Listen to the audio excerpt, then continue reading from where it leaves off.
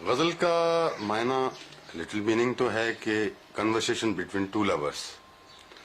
तो लवर्स कोई भी हो सकते हैं, मैन वुमन हो सकता है, गॉड एंड मैन हो सकता है, एनी टू लवर्स जिनकी कन्वर्सेशन है उसको गजल बोला गया। लेकिन मेरे हिसाब से जो है, अकॉर्डिंग टू मी, गजल जो है वो एक फॉर्म ऑफ पोइट्री है उर्दू में, जिसके कुछ डिसिप्लिन रखने पड़ते हैं।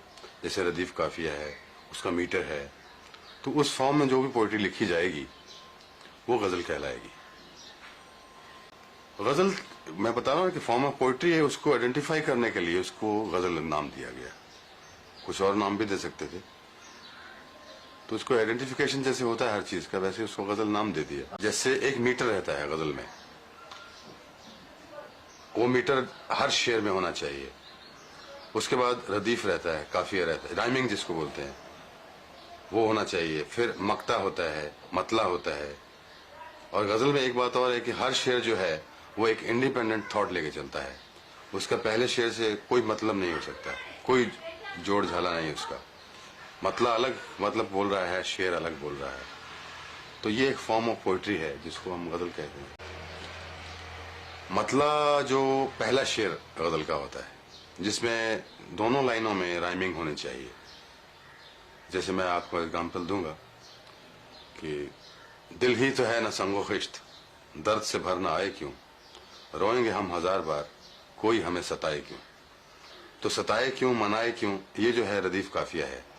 और पूरी जो लाइन है वो इसका मीटर है। दिल ही तो है न संगो खिश्त, दर्द से भर न आए क्यों, रोएंगे हम हजार बार, कोई हमें सताए क्यों। ये एक मीटर चल रहा है। तो आगे जो इसका शेर है, दैर नहीं हरम नहीं, दर नहीं, दैर नहीं हरम नहीं, दर नहीं आस्था नहीं, बैठे हैं रह गुजर पे हम, कोई हमें उठाए क्यों। तो फर्स्ट लाइन में देखेंगे आपके वो रदीफ काफिया नहीं आया। और सेकंड लाइन में शेर मतले के साथ, जो फर्स्ट शेर के साथ उसको राइम किया गया है। इसी तरह अगला शेर जो है, गालिब खस्ता के बगैर कौन से काम बंद हैं, ये बंद हैं, ये इससे राइमिंग नहीं हुआ, लेकिन मीटर वही है। रोइए जार जार क्यों, कीजिए हाय हाय क्यों, वो क्यों का फिर उसका उससे मिलाया गया मतले से। और जिसमें मक्ता जो है, जिसमें पोइट का नाम जो आता है, जैसे गालिब या जो भी उसका पेन नेम होगा, उसका इस्तेमाल जब करेगा वो जिस शेर में, उसको मक्ता कहेंगे। गजल में एक थॉट रहता है, एक you can reach the human being जो आपके सामने बैठा है। थ्रू पोइट्री भी थॉट भी तो उसके जाने चाहिए। सिर्फ हा करते रहोगे तो वो थोड़ी देर में बोर भी हो जाता है। तो साथ में वर्ड्स भी हों तो उससे इम्पैक्ट ज्यादा अच्छा रहता है। और गजल में जो वर्ड्स मिलते हैं और किसी पोइट्री में ऐसा है, बहुत कम मिलते हैं। भजनों में भी हैं, लेकिन भजन का थोड़ा सा दायरा डिवोशनल हो जाता है। गजल में क्या है, आप डिवोशनल भी जा सकते हैं, आप रोमांटिक भी हो सकते हैं, आप बच्चे के साथ भी खेल सकते हैं, माँ के साथ भी खेल सकते हैं। गजल की जो राइटिंग स्टाइल, तो पहले क्या जबान जरा मुश्किल हुआ करती थी। पुराने लोग फारसी जानते थे, उर्दू चलती थी, आजकल कम हो गई, तो जबान थोड़ी सिंपल हो गई है। और गाने वाले भी जो थे वो गजल को कुछ अलग ढंग से गाते थे, क्योंकि इतनी पॉपुलर नहीं थी ये फॉर्म ऑफ पोइट्री। ये गजल सिंगिंग जो है, या तो क्लासिकल था या म्यूजिक था, या शुरू शुरू में फिल्मी म्यूजिक आया, वो पॉपुलर हुआ। तो थोड़े बहुत थे गाने वाले उस वक्त। या कोठों पे गजल चलती थी, कुछ गजल गाने वालों के कोठे भी थे, मेल कोठे भी थे, फीमेल कोठे थे ही, मेल कोठे भी हुआ करते थे। तो उस वक्त तो उसी दायरे में थी गजल, एक आम पब्लिक तक नहीं पहुंची थी। तो उसको थोड़ा सा, जिससे बेगम अख्तर का उसमें काफी हिस्सा है इसको पब्लिक तक लाने का, फिर मेहंदी हसन का हिस्सा है, उसके बाद ऑर्केस्ट्रेशन आई, इसमें इसको सजाया गया। तो एक सिंपल चीज को आप डेकोरेट करके किस तरह उसको हाईलाइट उसमें आ जाती है। 25 साल में बहुत कुछ सीखा है। एक तो मैं आपको कुछ एग्जांपल दूंगा, जैसे गालिब की ये गजल है, दिल ही तो है ना संगो खिश्त। अब इसको कई ढंग से अपने अपने हिसाब से गा सकते हैं आप। दिल ही तो है न संगो खिश्त, दर्द से भर नवाए क्यों, दिल ही तो है न संगो खिश्त, दर्द से भरना आए क्यों। अब इसमें क्या है, वर्ड्स अपनी जगह हैं, लेकिन जो गायकी है वो प्रधान हो रही है, ज्यादा हो रही है। अभी जो वर्ड्स में जो इमोशंस हैं वो उभर के आना चाहिए, लेकिन सुर भी खराब नहीं होना चाहिए। इसमें देखिए कि गायकी ज्यादा प्रधान हो गई थी, वर्ड्स थे अपनी जगह पे थे वो, लेकिन उनमें जो इमोशंस हैं वो उभर के नहीं आ रहे थे। अगर हम वर्ड्स को के इमोशंस को सामने रखें और गायकी को साथ में पीछे रखें, लेकिन सुर खराब नहीं होना चाहिए। मैं ये नहीं कह रहा कि आप सीधा गाइए, कुछ गाइए, लेकिन ढंग से इमोशंस के साथ गाइए, तो वो उसका इम्पैक्ट जो है वो कहीं ज्यादा होगा। मैं आपको एग्जांपल सुनाता हूँ थोड़ी सी।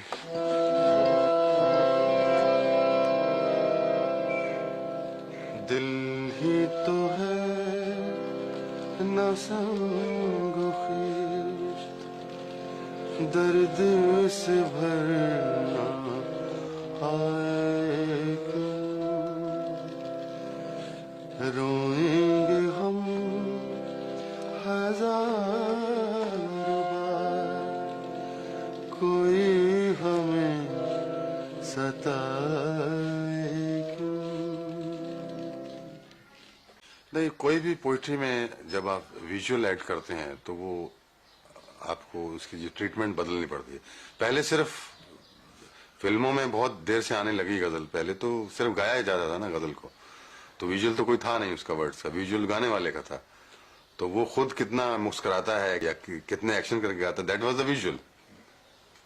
पुराने लोग देखेंगे आप गाने वाले, तो विजुअल अभी जो हमने विजुअल ऐड किए हैं, फिल्में बनने शुरू हुई हैं, जैसे गालिब का सीरियल आया था या दूसरे सीरियल आ रहे हैं, फिल्मों में गजल पेश की जाती है, तो उस सीन के हिसाब से, उस इमोशंस के हिसाब से पेश की जाती है, तो वो वर्ड्स को उस ढंग से फिर लाना चाहिए। मेरी कोशिश यही रही है कि जो वर्ड्स हैं वो उभर के आए, उनमें जो इमोशंस हैं वो जिसको जबान नहीं भी समझ आती वो भी समझ जाए कि ये क्या कहना चाहता है। तीसरा, उसकी जो डेकोरेशन है पोइट्री की या म्यूजिकली ट्रीटमेंट जो उसका है, मेरी कोशिश रही है कि मॉडर्न इंस्ट्रूमेंट यूज करें, मॉडर्न ट्रीटमेंट यूज करें।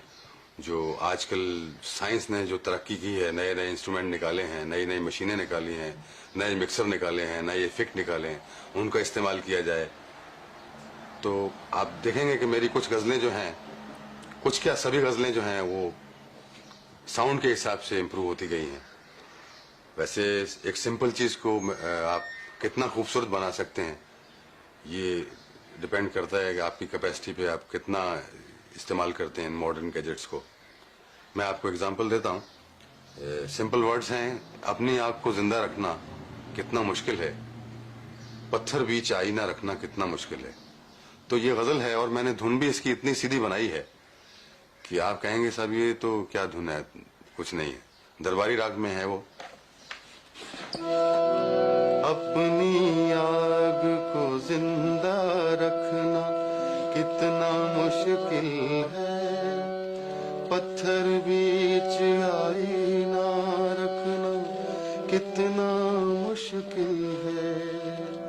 अब ये 3 सुरों में अस्थाई है पूरी, सा सा सा सा रे सा सा सा सा रे रे सा सा सा सा सा नी नी सा रे रे रे रे रे रे रे रे रे सा गा रे रे रे रे गा गा गा गा म गा रे सा रे। ये पूरी धुन ये है। अब इसको जब मैं सजाया है, मैंने सजा के लाया हूं, तो इसका इम्पैक्ट ही अलग है, वो जरा सुनिए। नहीं, वो मैच भी तो करने चाहिए ना। आप जबरदस्ती अगर एक कोई इंस्ट्रूमेंट आया है, कोई साउंड आई है, उसको आप डाल रहे हैं, तो वो इमोशंस के साथ जानी भी चाहिए। उसकी जो एक मेलोडी बन के आती है म्यूजिक की, वो मैच भी करनी चाहिए ना। इसका कोई फॉर्मूला तो नहीं है, कोई जो साउंड अच्छी लगती है मेरे कान को मैं उसका इस्तेमाल करता हूँ। और क्योंकि मेलोडी में क्या है कि इसका जो ट्रीटमेंट है वो एक हैंड से जाता है पूरा गजल का। I select, I compose, then I decompose also. उसका जो ऑर्केस्ट्रेशन पूरा लिखना, क्या अकॉर्ड होने चाहिए, क्या इंस्ट्रूमेंट होना चाहिए, क्या ताल होना चाहिए, किस तरह का ट्रीटमेंट होना चाहिए, ये सब एक दिमाग से होता है। तब आपको वो एक शक्ल नजर आएगी पूरी गजल में। जहां दिमाग जब ये काम बन जाएगा कि सिलेक्शन किसी ने करके दिया, धुन एक आदमी ने बनाई, गाने वाला कोई और है, अरेंजमेंट कोई और कर रहा है, जिसका शाम को दूसरे गाने का अरेंजमेंट करना है उसके बारे में सोच रहा है, लेकिन यहाँ वो हाथ हिला रहा है, तो उस तरह फिर वो एक शक्ल नहीं बनेगी, उसमें एक जो इम्पैक्ट नहीं आएगा गजल में। The important thing is the words. The poetry जो मेरे पास आई है उसमें वो मेरे सामने वाले तक पहुंचेगी या नहीं, पहुंचेगी तो उसका इम्पैक्ट क्या होगा, सबसे इम्पोर्टेंट वो मैं लेता हूँ। उसके बाद दूसरी चीजें सब सेकेंडरी हैं। ये तो बचपन से ही सीखना शुरू किया था। हमारे पिताजी को शौक था म्यूजिक का, तो उन्होंने मास्टर रख के दिए थे शुरू में। तो फिर अपना शौक पैदा हो गया, प्राइज मिलने लगे और वाह होने लगी। कोई भी इंस्पेक्टर स्कूल आया या कलेक्टर आया तो जगजीत सिंह को खड़ा कर देते थे। तो इस तरह वो शौक बढ़ता गया। फिर मैंने क्लासिकल सीखा 10-15 साल उस्ताद जमाल खान साहब से। पहले क्लासिकल गाता था मैं, फिर गजल में आया क्योंकि ये थोड़ा सा लगा कि ये रास्ता जो है ये अच्छा है, इसमें म्यूजिक भी आ जाता है, पोइट्री भी आ जाती है, सब कुछ आ जाता है। तो उसी वक्त से फिर गजल ही गा रहा हूँ।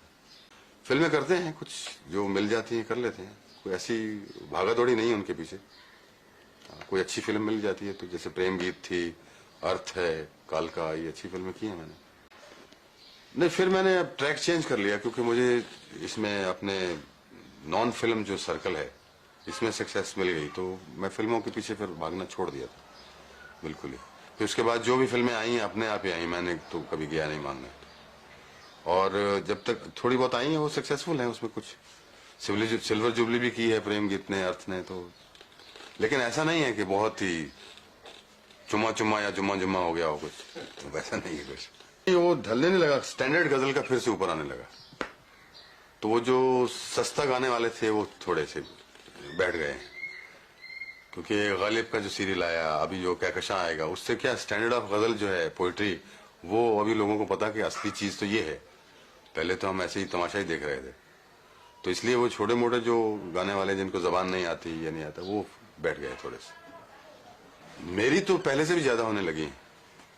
अभी उसका रीजन पता नहीं, गजल बैठ गई है या गजल बहुत पॉपुलर हो गई है। बहुत महत्व है साहब। एक बार आप स्टेज पे जब बैठे हैं तो उस वक्त तो ये देखना है कि ऑडियंस जो है वो खुश जानी चाहिए आपसे। चाहे आप गजल गा के खुश करो, चाहे आप जोक सुना के खुश करो, चाहे आप ठुमरी गा के खुश करो, या पंजाबी गा के खुश करो, वो सेटिस्फाई जाना चाहिए। एक जो हॉल में आदमी आया है वो खुश होना चाहिए, हाँ आज मजा आ गया, आज परफॉर्मेंस बहुत अच्छी हुई। वो तो हो गया एक परफॉर्मेंस का। लेकिन रिकॉर्डिंग जो आप करते हैं, अगर वही चीज आप रिकॉर्डिंग में डालेंगे तो हो सकता है उसका इम्पैक्ट इतना हो। रिकॉर्डिंग में आप वो करिए जो आप करना चाहते हैं। बिल्कुल ऑडियंस, कई गजलों में हम एक्सपेरिमेंट करते हैं स्टेज पे, गजल चुनते हैं, उसका धुन बनाते हैं, फिर देखते हैं कि ये कैसी जमती है। कई गजलें बहुत जमती हैं तो उनको फौरन रिकॉर्ड कर लेते हैं। लफ्जों का तोड़ने जो है, उसका जो बांट है वो बहुत इंपॉर्टेंट है गजल में। जैसे अब दिल ही तो है ना संगो खिश्त, दर्द से भर ना आए क्यों, एक लाइन है ना ये। अब दिल ही तो है ना संगो खिश्त, दर्द से भर ना आए क्यों, अभी इसका मतलब ही बदल जाता है। अब संगो खिश्त जो है उसमें इजाफत की एक वर्ड माना जाता है। दिल ही तो है ना संगो खिश्त, पत्थर नहीं है, दर्द से भर ना आए क्यों। तो ये बांट जो गाने में भी रहनी चाहिए, तो इसका इंप्रेशन जो है सही आएगा। पहले वजन कुछ लोग थे गाने वाले जो तोड़ देते थे वर्ड्स को, तो इधर उधर, मैं नाम नहीं लूंगा। तो हमने तो दिल को दे के जुबां पेश कर दिया है। अब एक लाइन है, आपको समझ आई है? हमने तो दिल को दे के जुबां पेश कर दिया।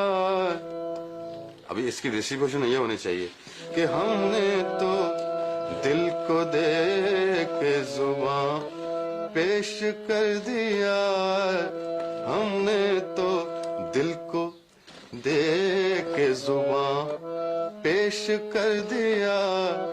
अब वो डिस्ट्रीब्यूशन से आपको मतलब ही और हो जाएगा, समझ नहीं आएगी, जबान भी गलत लगेगी। नहीं, मॉडर्न मतलब इसका ट्रीटमेंट आप कर लीजिए जो भी करना है, इंस्ट्रूमेंटल पे या उस पे, लेकिन डिस्ट्रीब्यूशन यही होना चाहिए। हमने तो दिल को दे के जुबां पेश कर दिया। तो हमने तो दिल को पेश किसको किया? दिल को। क्यों किया है? क्योंकि जबान दे रखी थी। हमने तो दिल को दे के जुबां पेश कर दिया। नया इस वक्त जो चल रहा है आजकल, रिकॉर्डिंग चल रही है, एक लॉन्ग प्ले हम बना रहे हैं लता बाई के साथ, जो कि मेरी मेरी जिंदगी की जो एक 25 साल की जो एक मेहनत का फल है, वो समझो मुझे मिल रहा है इस रिकॉर्ड से, और वो जल्दी आपके सामने आएगा। और अच्छा रिकॉर्ड होना चाहिए, क्योंकि इस वक्त मुझे मौका मिला है जो मुल्क की क्या दुनिया की जो सबसे बेहतरीन आर्टिस्ट है उसके लिए मैं कंपोज कर रहा हूँ। वो मेरे लिए गा रही हैं, उसमें शायद एक दो गजलें मैं भी गाऊंगा। तो इस वक्त तो वो चल रहा है। बाकी कई प्रोजेक्ट हैं, जैसे कहकशां का प्रोजेक्ट आने वाला है, और गजलों के भजनों के प्रोजेक्ट्स आ रहे हैं।